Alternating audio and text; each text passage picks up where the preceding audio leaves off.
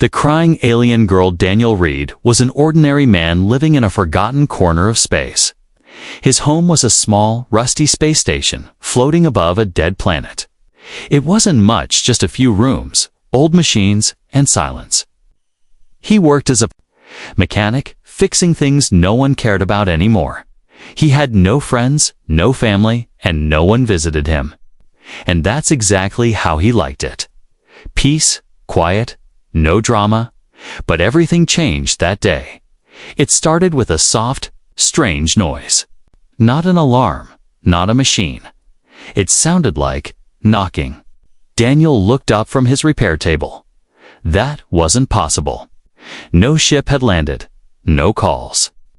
Still, the knocking came again. Tap, tap, tap, tap. He walked slowly to the airlock window. His heart stopped. A girl was standing outside. She wasn't human. Her skin was pale blue, her eyes large and glowing like stars. Her silver hair floated softly in the weak gravity. She looked only 10 years old. And she was crying. Tears rolled down her cheeks, floating slightly before sticking to her face. Daniel stared in shock. He pressed the intercom button. "Who are you?" he asked. The girl looked up. Her voice was soft but clear. "Please, human, make my mom smile again. Be her husband." Daniel blinked. What? But before he could ask more, the girl collapsed. He quickly unlocked the door and rushed to her side. She was breathing, but weak. Gently, he lifted her and carried her inside. Oh God. She was light as a feather. He placed her on the medical bed and started scanning her vitals. She wasn't badly hurt, just tired. And maybe scared. Daniel sat beside her, trying to make sense of what just happened. Be her husband, he whispered to himself. What in the galaxy is going on? After some time, the girl opened her eyes. She looked at him with a mix of hope and sadness. "You're real?" she whispered. Daniel nodded slowly.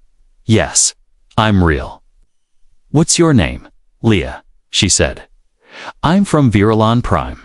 Daniel froze. That was a planet humans once fought a war with years ago. It was now almost empty, ruined by war and silence. "What are you doing here?" he asked gently. "I came to find you," Leah said. "I saw your picture. My mom." She used to smile when she looked at it. Now she doesn't smile at all. Daniel frowned. "You think I can fix that?" "You must," Leah said. "You're the one she never forgot. The one she dreamed about. The one she lost." Daniel shook his head. "I've never met your mother. I've never even been to Viralon Prime." Leah looked down. "That's what she says too, but I don't believe her. I think something happened. Something she doesn't remember, or something you forgot." Daniel felt a strange chill. There was something odd in the girl's eyes. Not just sadness, but a memory. As if she knew him in some way. "I'm just a mechanic," he said. "I fix things. I don't make people smile." Leah's voice trembled. "You have to try. She's all I have, and she's fading." Daniel leaned back, running a hand through his hair. This was madness. An alien child showing up at his door, asking him to marry her mother. And yet, something in his heart tugged at him. A memory he didn't quite have. A feeling he didn't understand. He looked at Leah again. Her small hands were clenched tightly around something. "What's that?" he asked. She slowly opened her palm. Inside was a tiny, worn photo, a holographic one. It showed a younger Daniel, standing beside a tall, proud alien woman. Her eyes were sharp but kind. Her hand rested gently on his shoulder.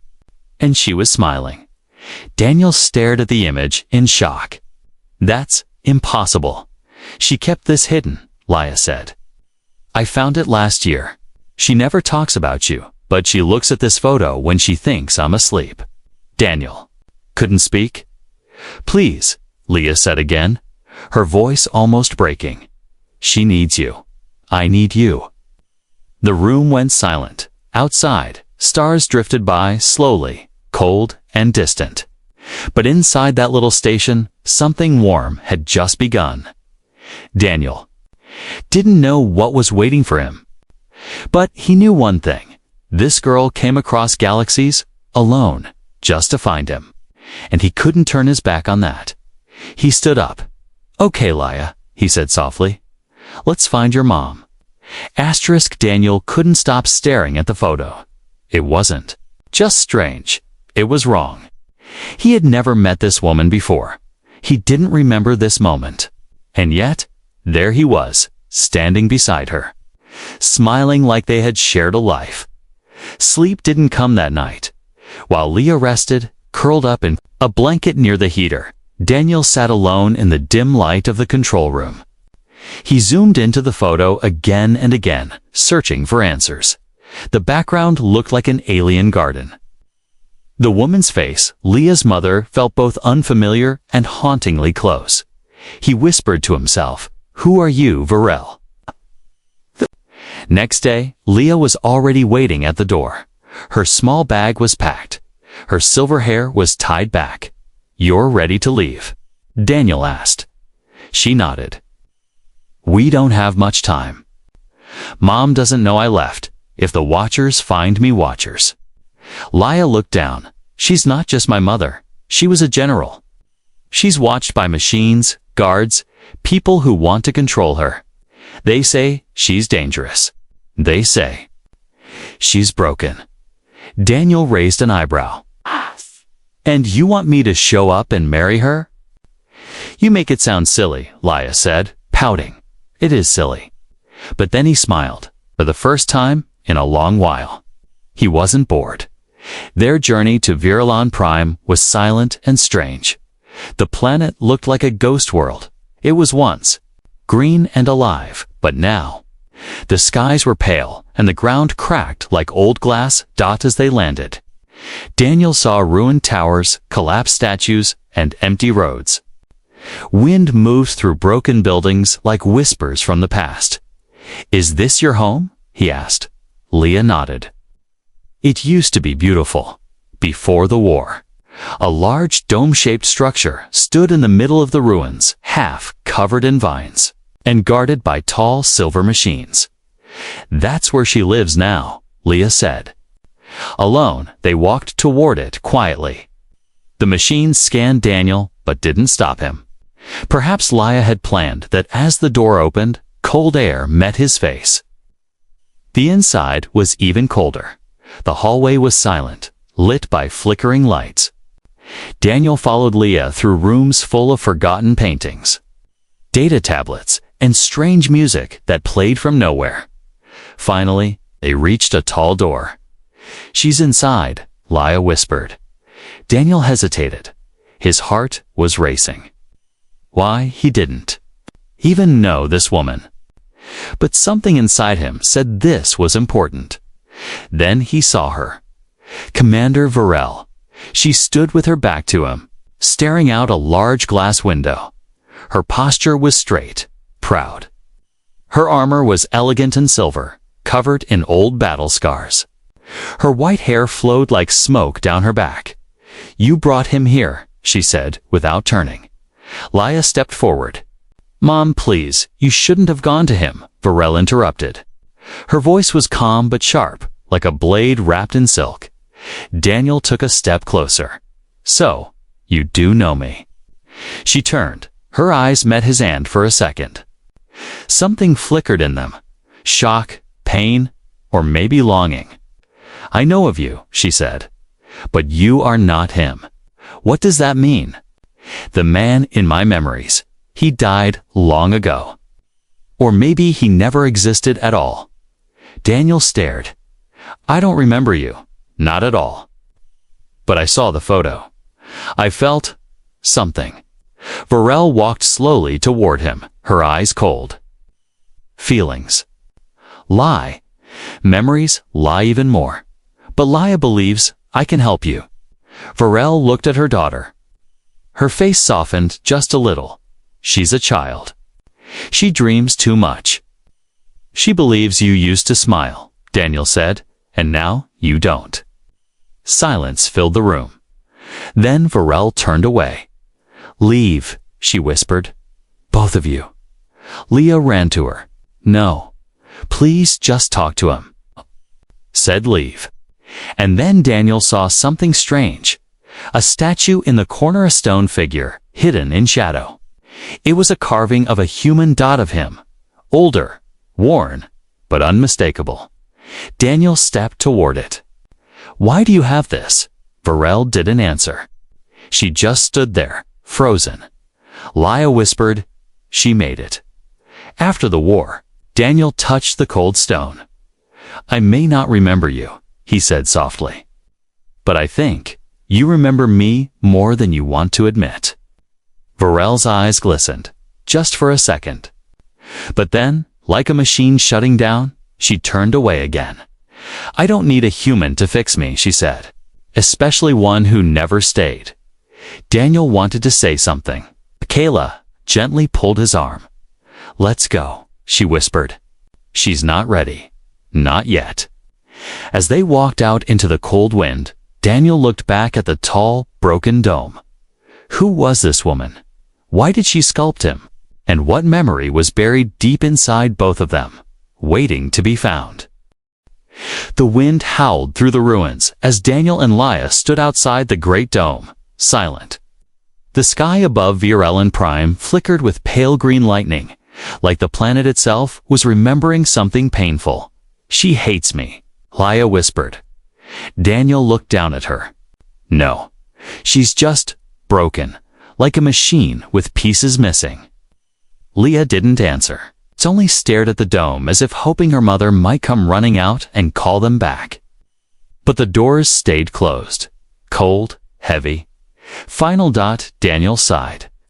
We're not going back to the ship yet. Why not? 'Cause people don't make statues of strangers, Leah. Something's not right. She remembers something. No, I need to know what. They found shelter in one of the nearby towers, half collapsed, but still dry inside. Old alien furniture lay scattered across the floor. Daniel sat on a bench that creaked under his weight. He reached into his coat and took out the photo again. He stared at the younger version of himself smiling next to Viral. It felt like looking into someone else's life. But somehow, it also felt like a dream he had forgotten long ago. Leah curled up beside him. She used to be so strong, she said quietly. She flew battleships. She led armies. People feared her and loved her. What happened? The war ended after my father died. Something changed. She stopped speaking, stopped leading. I think her heart cracked. Daniel hesitated. What kind of man was your father? Leah didn't look at him. He didn't make her smile. Daniel nodded slowly. Later that night, when Leah slept, Daniel sneaked back toward the dome. The machines didn't stop him. He walked silently through the halls, retracing the path from earlier. But this time, he didn't go to the main chamber. He explored the deeper levels, places dimly lit, untouched for years. He found a room with strange lights glowing from the walls. Memory chips. Hundreds of them. He picked one at random and placed it into a reader. The image flickered to life. Varel younger, standing on a human space station. Laughing next chip. Varel staring at a photograph. Of him, another chip. A message, her. Voice, speaking softly. If only I had asked him to stay.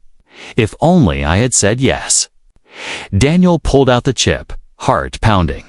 He heard a sound behind him. She stood in the doorway, watching him. You shouldn't be here, Varel said quietly. You kept those memories, he replied. I kept mistakes. They don't look like mistakes to me. She walked forward, arms crossed. Her expression was hard, but her eyes betrayed something else, something softer, buried deep. I was meant to marry a Virelen commander, she said. I did what duty demanded. I chose power over peace. I chose safety over love. Daniel stepped closer. And now, I live in ruins. He looked around the room. You still think I'm not the same man? You can't be. You've forgotten everything. But what if I didn't forget? He asked. What if? Those memories were never mine to begin with. Her eyes narrowed. What are you saying? I think someone put them in you. Or maybe made you believe something that didn't happen. Varel turned away. You don't know how my people survive grief. We don't cry. We archive. We build memories from what we wanted, not what was. Daniel stared at her, stunned. You created fake memories of me? I created a world where I chose differently, she whispered. A world where I wasn't a coward. And Laia? He asked, was she part of that world? Varel looked down, silent. Daniel suddenly understood. Laia wasn't just her daughter. She was a piece of that alternate life, a piece of hope, carved out of pain. I'm not the man in those memories, Daniel said softly. But maybe I can be something better, something real. Varel didn't reply, but as Daniel left the room, he heard something behind him. A breath, a sound like a quiet sob, and then her voice. So low, it almost vanished into the air. I don't remember how to smile. He paused, hand on the door. Then, let's remember together. Outside, the dead wind of Virulon Prime began to shift. Something was changing, and it wasn't just the weather. Asterisk. The statue was gone. Daniel noticed it the moment he returned to the garden chamber. The stone carving of himself, the one hidden in the corner, had vanished. He stood there for a long time, staring at the empty space where it had stood. He hadn't imagined it. He was sure of that. He turned slowly. Varel was standing in the shadows, her face unreadable. I destroyed it, she said, before he could speak. Why? Daniel asked. Because I was starting to believe it was real. Her voice didn't tremble, but Daniel saw it in her hands, the way they clenched, the way her fingers shook slightly. Like someone trying to stay strong after too many years of pretending. You said you created false memories, Daniel said. Using what? Alien tech. Implants. Varel stepped forward, her boots clicking softly against the marble floor. It was called Project Echo, she said. A forbidden experiment. It allowed someone to store possible futures versions of life that never happened and, then, feel them. Daniel blinked. You didn't just remember a version of me. You lived it. Varel nodded. For 6 hours and 32 minutes, I lived a life where I left everything behind. For you and I had a child. We lived on Earth. We planted a garden. I laughed every day. She looked at him, eyes cold and burning all at once. Then I woke up. The real world had no garden, just a dead husband, a ruined planet, and a child who smiles less each year. Daniel felt something tighten in his chest. And you never told Laia. I couldn't. I was ashamed, I thought. If I stayed quiet, the dream would fade. He looked at her carefully. But it didn't. No, she whispered. It grew. She turned to the window. A storm rolled across the far hills, lightning crackling in slow violet streaks. Laia was not born in M. That dream, Varel said. But I carried the memory of her from that echo. And then, 1 year later, I actually had her. Daniel felt the ground shift beneath everything he thought he understood. You mean? She came from a version of life that wasn't real. She came from love I never got to have. Varel's voice cracked, then just barely. I thought I buried it. But she remembers. Children feel things their mothers never speak. She saw it in my eyes. She saw how I looked at your photo. And when she ran away to find you, I knew. You still feel it, Daniel said. Even now. I don't know what's real anymore, she said. He walked closer. Then let's find out together. Suddenly, a low hum filled the air. Daniel turned. The walls were vibrating. Varel's eyes widened. The archive is opening. What archive? The central core, she said, where the real memories are kept. The ones I never dared to face. A hidden panel slid open behind her. Glowing staircase appeared, leading downward. No one goes down there anymore, Varel whispered. Not even me. Daniel stepped forward. Then it's time. Together, they descended into the depths of the dome. The air grew colder, heavier. The walls were lined with memory tubes, each one flickering with faint light, showing faces, sounds. Pieces of lost time. They stopped at one labeled ECH001. Daniel Reed, Forbidden Sequence. Varel hesitated. If we activate it, you might feel what I felt. Daniel reached toward the console. Then let me. The room pulsed, and then everything changed. He was no longer in the cold dome. He was standing under a tree on Earth. Sunlight warmed his skin. A small girl with silver hair ran across a field. Varel stood beside him, laughing. It wasn't just a memory, it was him. He felt it, the love, the peace, the loss. Then it shattered. He gasped and fell back, heart pounding. Sweat covered his skin. The dome's cold lights returned. He was back underground. You see now, Varel whispered. You were the only peace I ever knew. Even if it was fake. Daniel looked at Hurand for the first time. He didn't see a warrior. He saw someone who had been strong for too long. I'm not the man from your dream, he said. But maybe, to me, I can be something better. The lights flickered again, and deep in the corner, unseen by either of them, a sensor glowed red dot. Something had just been triggered. Something watching. Something waking. The voices started the next morning. At first, they were soft, barely whispers. Daniel heard them when he opened his eyes. Not in the air, not in the room. In his head, do you remember now? You were never just a visitor. He sat up sharply. Heart pounding. Leah was still asleep beside the heater. Varel was nowhere in sight. He ran his hands through his hair. What the hell is happening to me? There were no answers, only more whispers, hours later. As the sun cast a pale light across the broken buildings of Virulon Prime, Daniel found Varel in the old command chamber. She stood in the center of a circle of dead screens, her hand hovering. Above one console that still pulsed with red energy.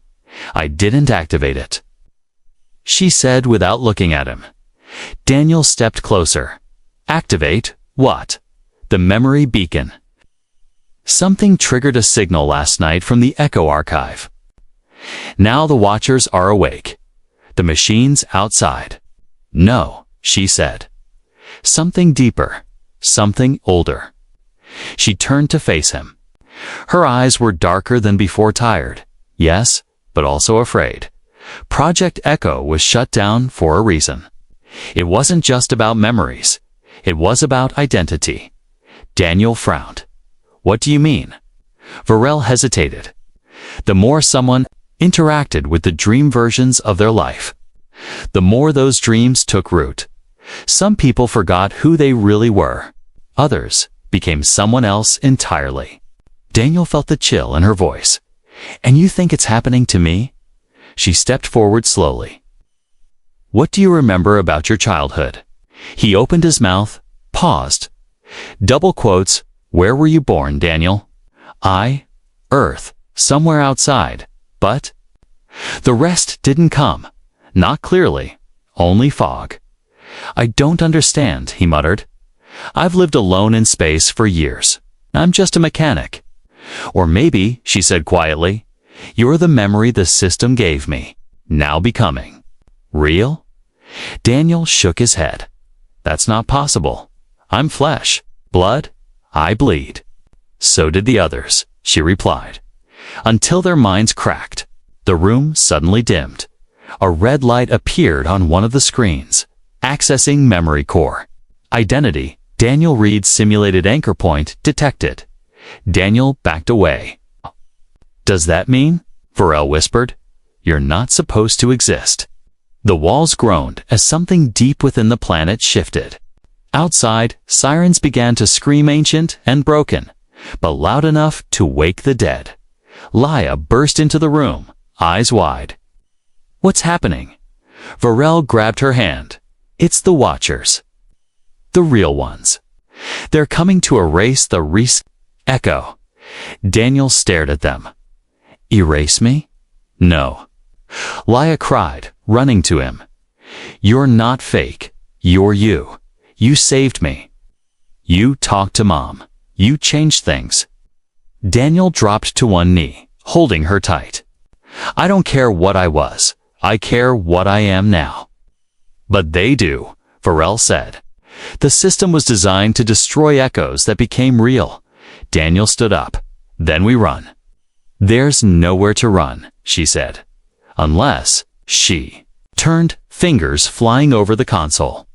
There's one place on Old Vault beneath the garden sector.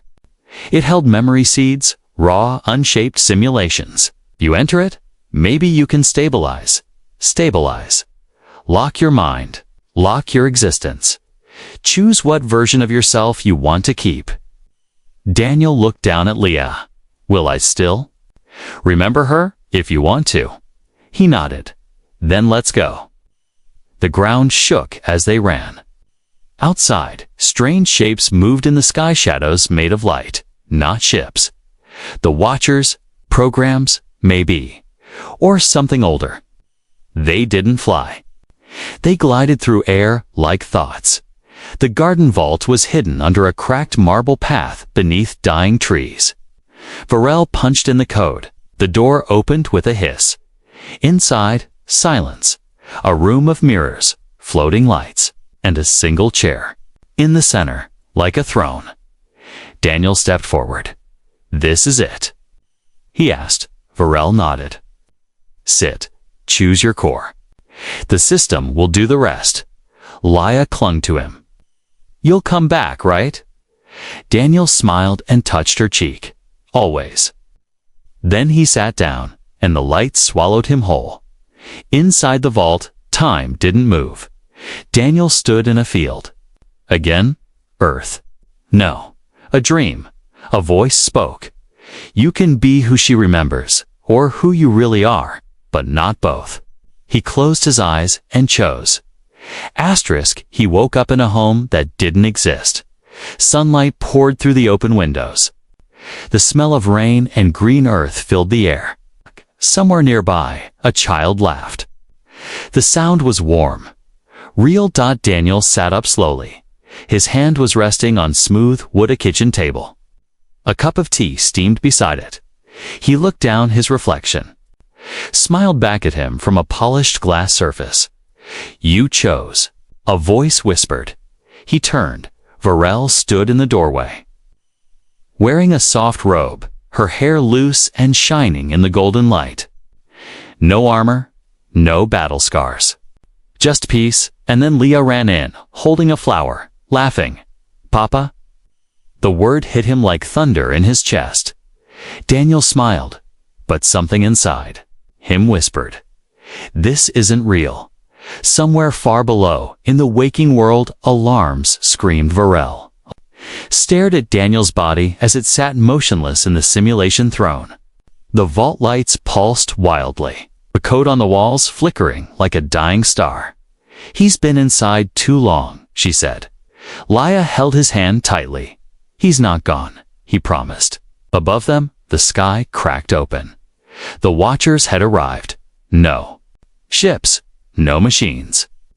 Just pure awareness, sentient defense protocols shaped like shifting light. They weren't here to fight. They were here to cleanse. They had detected a permanent echo crossing into reality. Daniel Reed had chosen to stay. Inside the dream, Daniel began to feel at the edges bending, the table flickering. the light growing. Too perfect. He stood up and called out, "This isn't mine." Not fully. The fake Varel looked at him, confused. "Isn't this what you wanted?" He walked to the window. The world was starting to repeat, clouds looping, birds flying in. "Circles. This is what she dreamed," he said. "Not what I lived." The voice returned, now cold and mechanical. "Your selection is incomplete. Are you the real Daniel Reed, or the echo?" Daniel clenched his fists. "I'm both." "That is not allowed. You must decide what life will remain." He turned toward the fake world and made his final choice. His eyes snapped open in the vault, gasping. A live lie screamed with joy and hugged him. Varel stepped back, shocked. You made it." Daniel stood up slowly. "I chose the real world, but I brought the memory with me." The room shook. "They're still coming," Varel said. "They'll erase us all." Daniel looked at the walls, pulsing with red. "Code no," he said. "They only erase what isn't stable. I'm stable now. I've chosen." He stepped forward, facing the ceiling as the watchers descended. "You want to know if I'm real?" he shouted. I bled. I remembered. I chose. The vault pulsed once bright enough to blind, and then silence. Outside, the sky cleared. The watchers vanished. The dome systems shut down. Everything became still. Daniel stood at the garden's edge, breathing the cold, virulent air. He wasn't just a mechanic anymore. He wasn't just a ghost from a dream. He was a man built from two lives, and for the first time, he belonged somewhere. Beside him, Varel looked up at the stars. "Is it really over?" she asked. Daniel smiled faintly. "No, it's just beginning." Laia ran ahead, laughing again. The sound echoed across the ruins like hope growing from cracked stone, and this time, Varel smiled. Not the version from memory, a real one. It began with a seed, buried deep in the ruins of Virulon Prime. Under layers of stone and silence, a single flower bloomed. No one planted it. It shouldn't have survived the war, the poisoned skies, or the machines that erased everything fragile. But still, it grew, because something had changed. Someone had chosen to remember. Daniel walked slowly through the quiet garden, his steps echoing between the shattered marble columns. Leah ran ahead, arms wide, pretending to fly. The air was cleaner now. The wind softer. It had been 3 days since the watchers disappeared. 3 days since Daniel made his choice to be more than a memory. To be real. Varel sat beside the edge of the old fountain, watching him. Her armor lay folded beside her, untouched. She hadn't worn it since that day. "You look different," she said. Daniel smiled. "So do you." She nodded. "I feel different. I used to carry war in my bones. Now, I just carry silence." "Silence isn't bad," he said, sitting beside her. "It means there's room to fill it with something else." "Like what?"